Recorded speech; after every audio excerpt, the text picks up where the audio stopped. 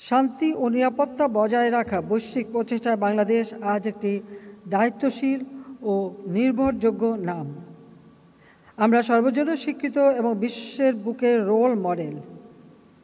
এই অর্জনের পিছনে রয়েছে আমাদের সশস্ত্র বাহিনী ও পুলিশ বাহিনী, টেকসই, পরিশ্রমী, নিবেদিত প্রাণ সদস্যদের মহান আত্মত্যাগ ও অমূল্য অবদান।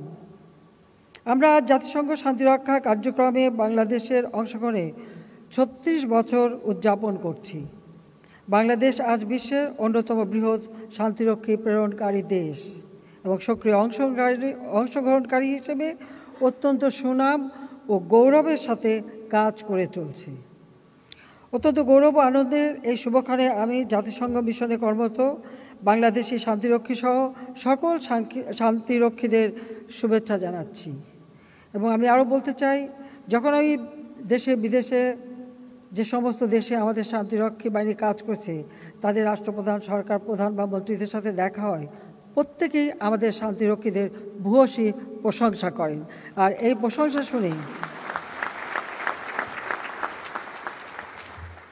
সত্যি আমার গর্বে বুক ভরে যায়। জাতির পিতার আদর্শ অনুসরণ করে আমরা বিশ্ব শান্তি প্রতিষ্ঠায় কাজ করে যাচ্ছি। শান্তিরক্ষা মিশন ছাড়াও অন্যান্য আন্তর্জাতিক ফোরামগুলোতে আমরা সক্রিয়ভাবে অংশগ্রহণ ও অবদান রাখছি। আমরা 1997 সালে জাতিসংঘে কালচার অফ পিস অর্থাৎ শান্তির সংস্কৃতি এই প্রস্তাব আমি উত্থাপন করি, যা 1999 সালে সর্বসম্মতিক্রমে গৃহীত হয়েছিল।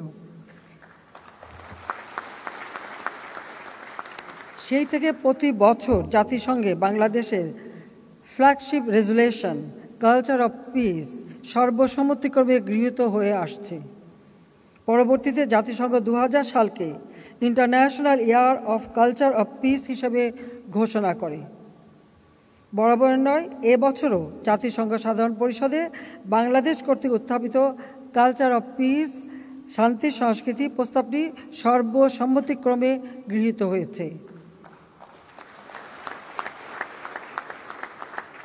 যার মাধ্যমে শান্তি সংস্কৃতি প্রস্তাবের 25তম বর্ষ উদযাপিত হতে যাচ্ছে। এজেন্ডা 2030 বাস্তবায়নে কালচার অফ পিস প্রতিষ্ঠা অপরিহার্য বলে আমার বিশ্বাস।